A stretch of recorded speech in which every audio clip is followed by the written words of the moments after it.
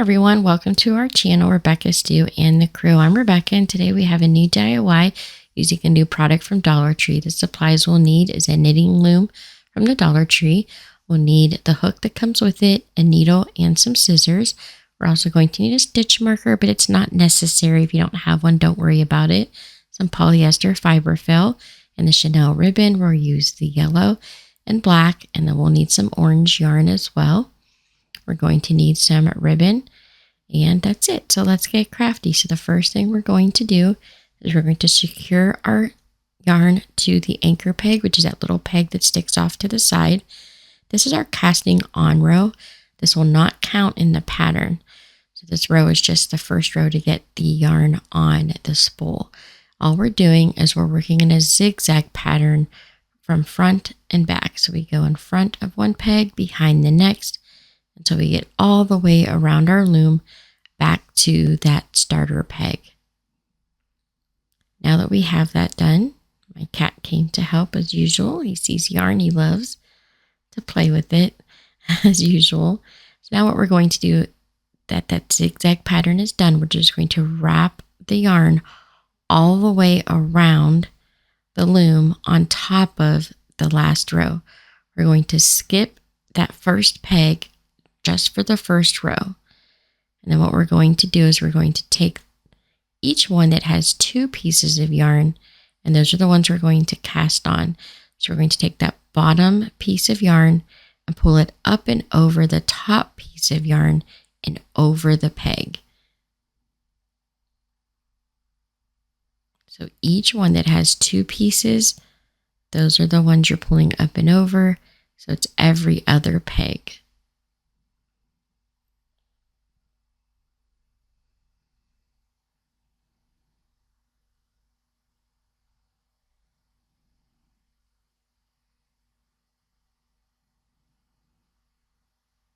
Okay, so we're back at the beginning.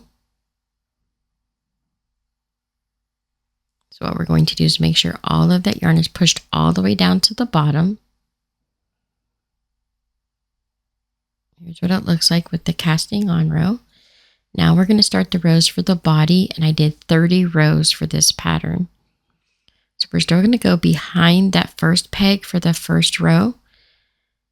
And what we're going to do is go to the second peg, pull the yarn in front, and then pull up and over.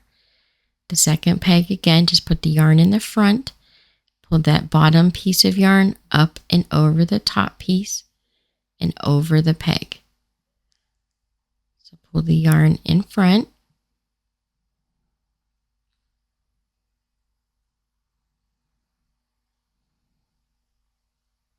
pull the bottom up and over. It's really not that hard to hold on to this. My cat kept stealing the yarn. I was trying to keep my hands out of the way of the camera so you guys would be able to see what I was doing, so the directions would be clear. So I know it looks like I'm struggling with the yarn, but it's really not that difficult to hold on to. It doesn't help when your cat wants to steal it. He's watching it so intently. He cracks me up. So as you can see, we're just doing the same thing over and over again. We just pull that yarn to the front on top and then pull that bottom loop up and over. So this is our first row. So we skip that very first peg after the anchor for the first row.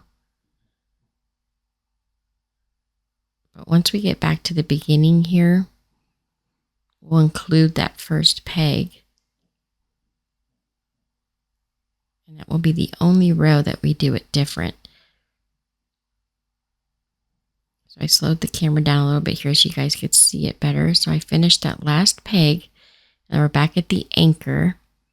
And I did add a stitch mark here. I like to put one in about every 5 rows. That helps me keep track of where I'm at. Kids are always coming and asking me questions and things like that, so I lose my place.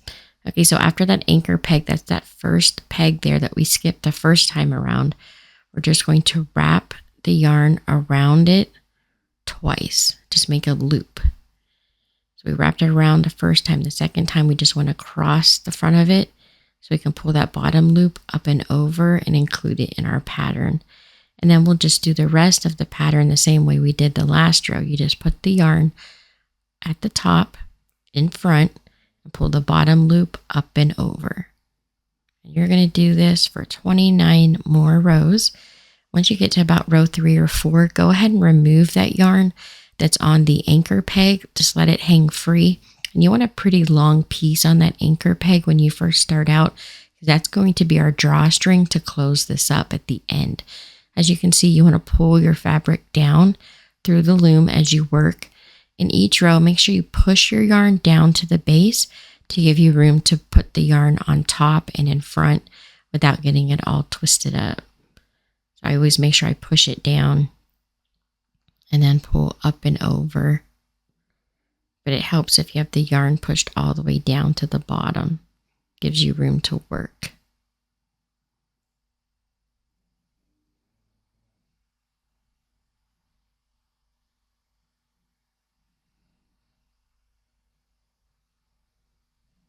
And from time to time, you do want to grab that yarn that you have finished and pull it down through the center and straighten it up a little bit. That'll help move the project down and keep it nice and neat. So now to cast off, what we want to do is take our yarn and we're going to wrap it around the loom like 3 times just to give us enough yarn to be able to close this. And we're going to use this extra yarn for a few things. So make sure you have a generous amount left on your spool. Go ahead and cut off the excess once you wrap it around about 3 times. And now we're going to do what's called casting off. So you just take that yarn that we just cut. And as you can see, I'm just pulling it through the loop. And then I take the whole loop up and off of the loom. So again, you want to take that yarn, put it at the bottom this time, take the top loop, go through it, and then just grab that yarn at the bottom and pull it up and through. And now we're on the last peg, so we just pull each one off. And that's going to help us have a nice drawstring to close this up. So you just want to pull that string. That's why we kept it nice and long. We need to pull it through, but we're going to use that extra yarn for a few things here. So you want it pretty long. So I just pull it tight. And then I'm going to take my needle. These little plastic needles are cheap. You can get them pretty much anywhere for about $1. And then you're just going to sew kind of like a crisscross pattern to close up the top of this and make sure it stays closed. Just kind of go in an X pattern back and forth a few times. And now I'm going to create feathers for the top of the head with this same piece of yarn. So I'm just wrapping a loop around my finger.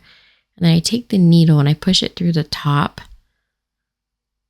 and pull straight down, making sure I don't lose that loop at the top.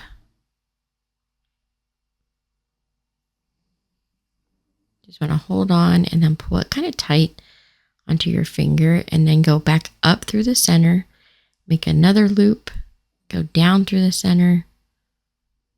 And I do this about 3 times to make 3 feathers on the top of his head. And then after the 3rd one, I just go back up through the center. And then I take that needle and I go through the 3 loops and then tie it off, which you'll see here in just a second. I was kind of checking it out. I wanted to make sure that 3 loops was enough. That looked like it would be full enough for his little feathers on top of his head. And I ended up deciding just to keep it at 3. So I gather up those 3 loops. I just push that needle through all 3 of them. And then just create a loop. Just pull your thread around and then take that little extra piece on the back. I pulled it through a little too far, but I had to pull some of the yarn back a little bit. And just push the needle through that piece and pull it tight. And you can double knot it here if you want to tie it off and make sure it stays secure. And then go ahead and cut off the excess because the top is done. But you do want that extra yarn at the bottom that we anchored on to begin with. So make sure you don't cut that off. That's going to close the bottom and we're going to use that for the neck. Okay, so then we're going to take our polyfill. I always like to fluff it up before I fill the little animals. So you want to fluff it up and then go ahead and stuff it in there. I feel like pulling it apart just helps it make it a little bit fluffy. And I swear I used less, but it seems fuller. Kind of a weird phenomenon. I don't know how it works. It's pretty compacted in that bag. I got this bag from the Dollar Tree for $1.25, and there's a lot of fiberfill in it. I've been using the same bag for a few months now. My daughter's made a few things, and we still have polyfill in that bag. There's a lot in there. It's a really great bargain if you can find some at the Dollar Tree.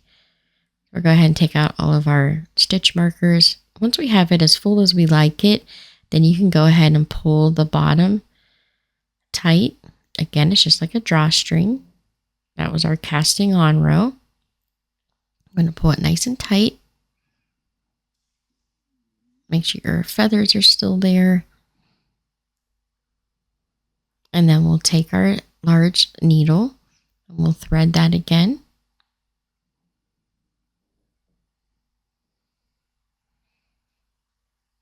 And then we'll just do the same thing we did before, which is just making kind of like an X pattern and sewing that little tiny hole closed and secure. Especially if you're going to give this to like a little one, you don't want them to be able to get any of that polyfill out of the openings. You want to make sure it's nice and secure. So I just go make that X pattern a few times. And then I have a nice long piece of yarn at the bottom still, which is perfect. I'm going to go up through the middle and kind of estimate where I think the neck would be. I'm going to pull the needle out in that spot. And then I'm just going to go in and out of every other row with the needle and then pull that yarn through. And this is going to create the separation between the head and the body. And it's nice because it's all attached as one piece. And so it's nice and secure. You don't have a bunch of extra yarn hanging out all over the place. So always make sure you have a nice long piece on the anchor and a nice long piece at the top when you take the whole thing off of your spool for the body. And you can use this same design for so many different animals. This is just a design. I've seen this pattern on the internet. I've watched many tutorial videos on how to use these looms. I've made baby booties and hats and things in the past. Super easy to do. I really wanted to try to make some of these little animals, but everybody's looms are bigger than the Dollar Tree looms, so I had to kind of come up with my own pattern so that it would be a decent size. And it kind of worked the way I had it. It's a little bit different. I had to change some things up and make it my own, but eventually I got this pattern to work so I could share it with you guys, because I'm sure many of you have seen those looms and are curious and want to use them, maybe a little bit intimidated by it. I just want to show you guys it's a lot easier to use than you think it is. And there are tons of tutorials on the internet how to use looms. Most of the ones you can find from the craft stores are a lot bigger. I think they're like 30 pegs or something like that. This one's a little bit smaller. So you can always cut the pattern down and just make them a little bit smaller. But here is the body so far of our little chick. And we can move on to making the wings. So now the wings, we're going to make 2. We're going to use 6 of the pegs and we're going to make a flat, kind of like a rectangle. So what I do is I just make that little loop with the extra yarn. And that's going to go on the anchor peg. That's just to help hold it on. I just do a nice loose knot.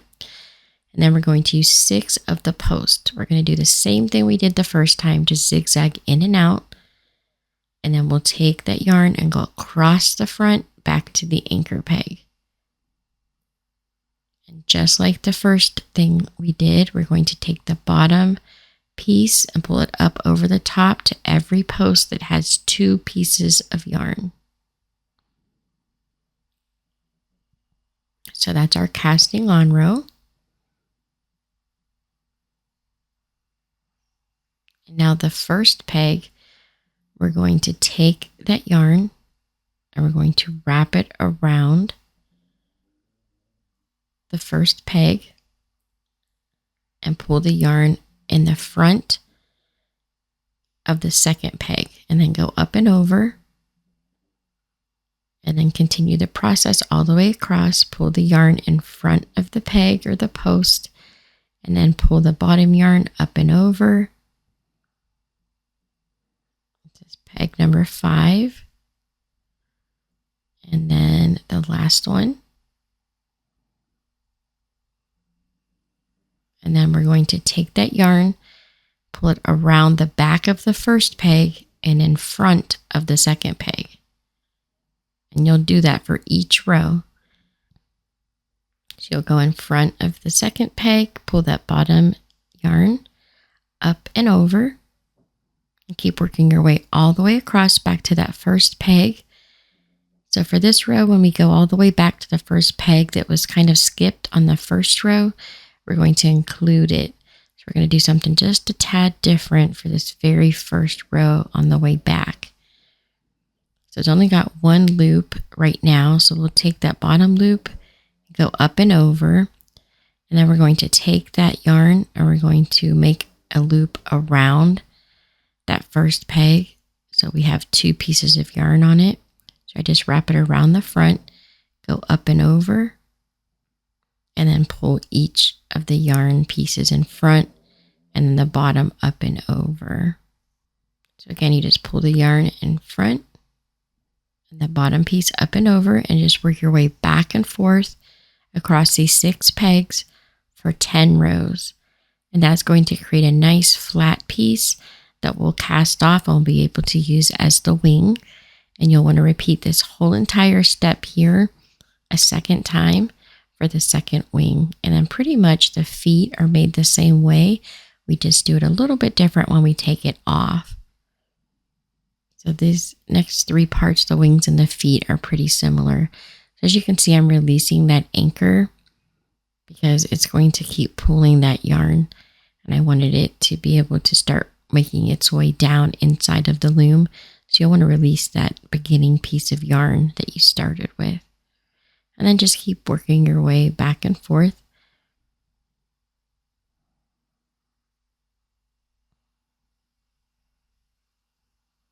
And then when you're done, you're going to take the loops on the ends off and you're going to move the ends to the peg next to it. So I take this loop off, I move it over to the second peg. So I did that for both ends. Then I move the yarn up because I need to pull that yarn across the front and on the bottom, just like we did the last time with the body. Pull that yarn up and through that loop. That way we can take this off and we'll have that drawstring. Just pull it down underneath and then pull up and through the top loop. Once you have it pulled all the way through, go ahead and remove them off of the pegs. And now we have a drawstring at the top and a drawstring at the bottom. So you see we created a nice flat piece here. So we'll just pull the yarn on either end, and this will kind of make it like an ellipse. We've got, or like an eye shape, it's like more narrow on the top and the bottom and rounded out on the sides. And this creates the shape of a wing if you pull the top and the bottom. Sometimes the little loops want to get stuck. You just have to kind of open up those loops and then slowly pull that yarn through. It just wants to get caught up on the loops a little bit. If you pull real hard, it'll knot. So you want to take your time and slowly fish it through those little loops and it'll pull closed. So as you can see how it kind of curled up the edges and made the shape of a wing.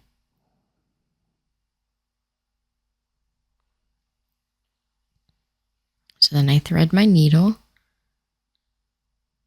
and for the first part, or the one end of the wing, I just tie a knot.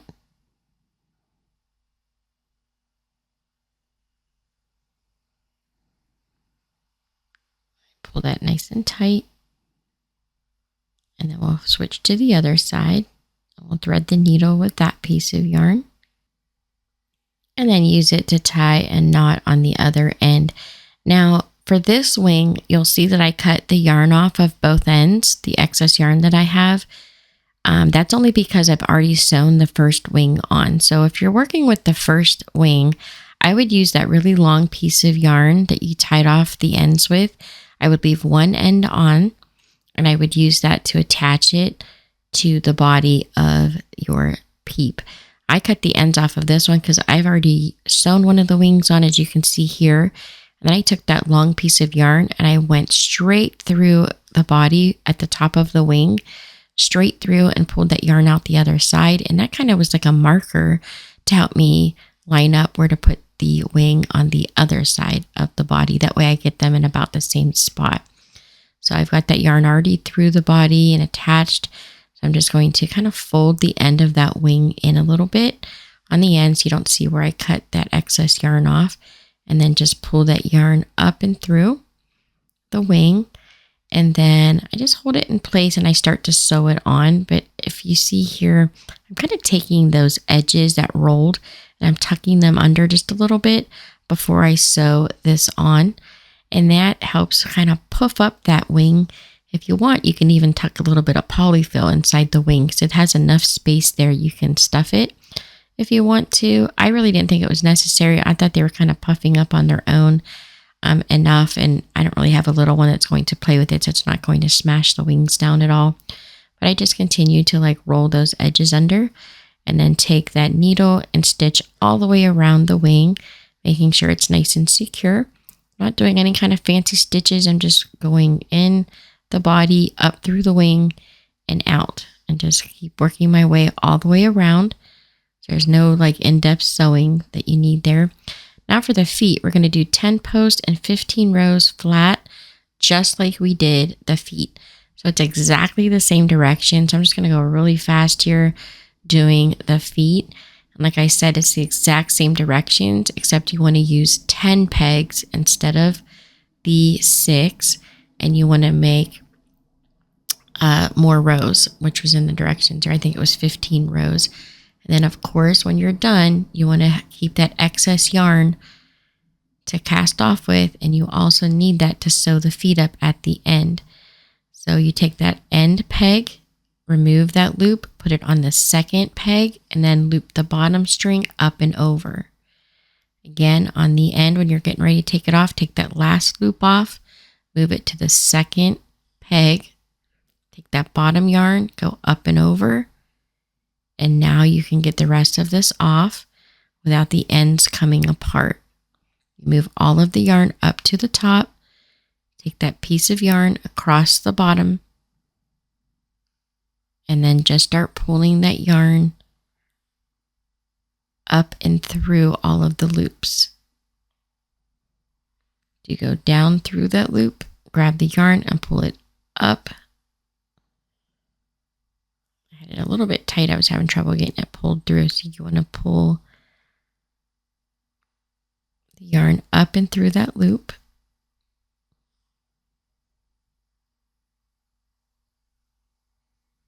It's okay if it comes off of the peg. Once you have that yarn pulled through, it's not going to change anything. You're going to take it off anyways. I was having trouble getting mine off. I couldn't get it to not pop off there, so I just let it come off. But make sure you take that yarn and put it at the bottom of the next peg, then go up and through that loop. And if you want, you could go ahead and remove it off of the post or just go all the way across like we usually do, pulling that yarn up and through each one of the posts, and then go ahead and remove them off of the pegs once you get to the end. Just make sure when you're doing these flat pieces that you take those bottom or the last 2 pegs on either side, you remove that loop and move it to the peg, 1 peg in, so the second peg on each side, and then pull that bottom loop over one last time before you take the whole thing off. If not, your ends are going to unravel. Again, I just did this really quick. I wanted to show you guys how to cast off again just one more time to make sure you guys understood the directions. But as far as doing the feet, it was exactly the same as the wings. And once you've made 2 wings, it's pretty self-explanatory. You're just doing them a little bit bigger and a little bit longer because the feet have to go across the whole bottom of the body. So here's what it looks like. If you open it up, you just have your flat panel. We have our drawstrings on both sides. So we're going to go ahead and pull those. And it's going to create pretty much like a tube. So it wants to curl up. You want to make sure you have the right side showing. So I just pull a little bit from both sides until I create pretty much like this loop here. So just keep pulling a little bit on both sides and slowly cinch it in. And just like the wing, it's going to curl up a little bit, so just stretch it out. It will stretch. It's lots of stretchiness to this fabric or this yarn. So you see you've got your little opening there. That's after we pulled it closed. So you'll want to take those extra pieces of yarn and your needle, and we're just going to sew the feet closed. So there's no magic sewing here. We're just going to take the edge of the loops on both sides and just thread the needles through that and pull that yarn through to stitch it closed. You definitely don't want to stuff the feet. It'll cause it to rock and it won't be able to make your little peep sit. It'll roll over. You just want to go all the way to the end and then cut off the excess yarn. Make sure you tie a knot when you get to the end. And then we're going to take another piece of yarn and we're actually going to wrap it around the center, creating almost what looks like a bow tie. It'll have the bow or the little round pieces on both sides, and the center will be tied and kind of cinched in. And that'll create the illusion of 2 feet.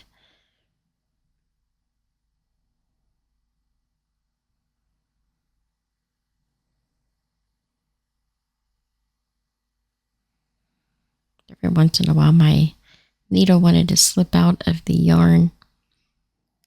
Once I get the whole thing sewn shut, since I had enough yarn left, I just went back to the center and then I used that yarn to wrap around the middle, make it nice and tight, and then go ahead and sew right through the center with that extra piece to hold it closed. And you can actually use this long piece of yarn to attach it to the body. So always have the excess. Don't cut off your excess yarn until you know if you're going to need it or not. So I had some excess on the bottom of the peep because I wasn't sure how I was going to sew the feet on. I decided to go ahead and use the brown ribbon or brown yarn. And you can see I'm just going to stitch it onto the peep by going up through the body and around back through each foot. And I make sure I sew the front and the back so that it's on really well and it doesn't want to topple one way or the other. I thought a little bit wider base would help it to sit better. And just as you're going through it, adjust those 2 loops of the feet to make sure they're sitting nice and even and not getting scrunched up too much. You just want to kind of give them a tug. You can see I just try to get as close to the edge of the feet as I can, but still holding on to that center with the body right there. But the very ends of the feet to the sides, you want those to sit free. You don't want those attached to the body. So just really attach it more in the center. Once you feel like it's on really good, they're not going to come off, go ahead and use that little bit of yarn to tie off your knot.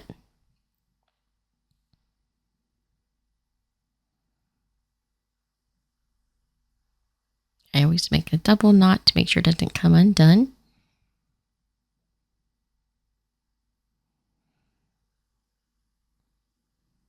Okay, so here he is. He's got his wings, he's got his feet. So all that's left is to do a face. And that part is just using that large needle to sew the face on, which I know you guys think it sounds hard if you don't know how to sew.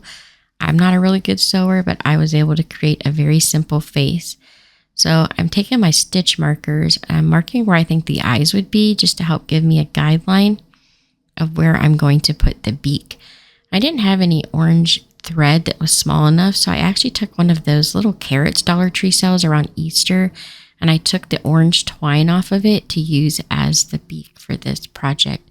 I just make a little top part there, I tie it off, and then I cut off the excess on the one end. I thread my needle and I just start sewing. All I'm doing is making little stitching back and forth or little loops. And as I get further down to make it look more like a triangle, I don't go as far across as I do for the top. So the top ones I do, about the width of a fingernail. And each time I go down, I make it a little bit more narrow, so it ends up looking like an upside down triangle. I'm going to sew it nice and close together. Sometimes you want to use your fingers to help guide where the thread's going to go. But there's no special stitches or anything like that. You see what I'm doing here? I'm just going in one side and across the other side. Then I go up through the center.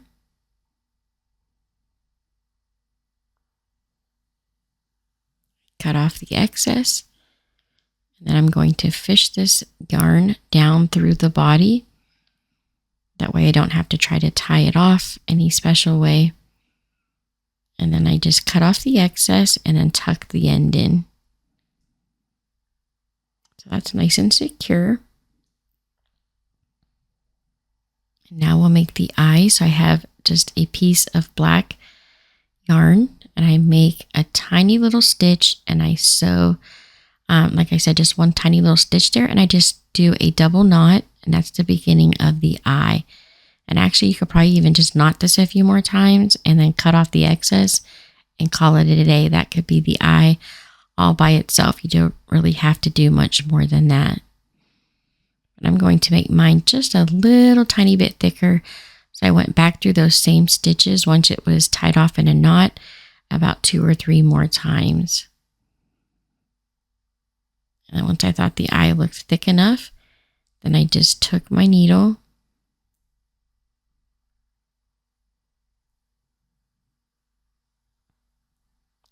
I cut off that excess there. And I'm just going to tuck this down into the body like we did with the beak. And this is black, so you want to really bury it down in the center or you're going to see it through your yellow fabric or your yellow yarn. I just tuck it in there. I use my needle to push it down in there to make sure it's really buried in the center. And then again, you just want to do one little stitch, do a double knot, cut the excess off, and then sew this through about 2 or 3 more times.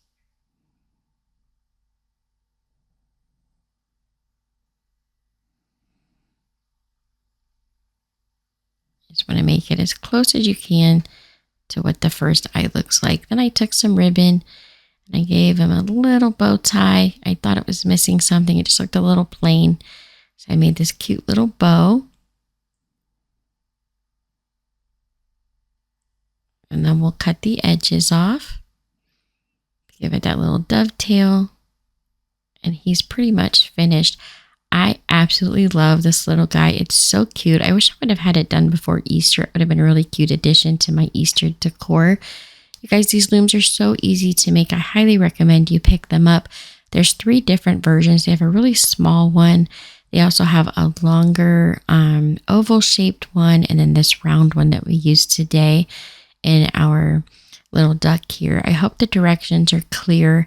I tried to do the video, as best as I could so you guys would be able to see all the directions. I tried to go as slow as possible and really show you guys how to do it so you can make one on your own. It's really not that hard. Just pause the video. Make sure you watch it in the entirety all the way through for the first time before you start to make one. That way you are clear on the directions before you start. But I highly recommend trying this. It's a lot of fun. Like I said, there's tons of tutorials on the internet. Thank you guys so much for watching. Don't forget to subscribe, like, and share. And here are some other videos from our channel you might also enjoy. Have a great day, and I'll see you next time.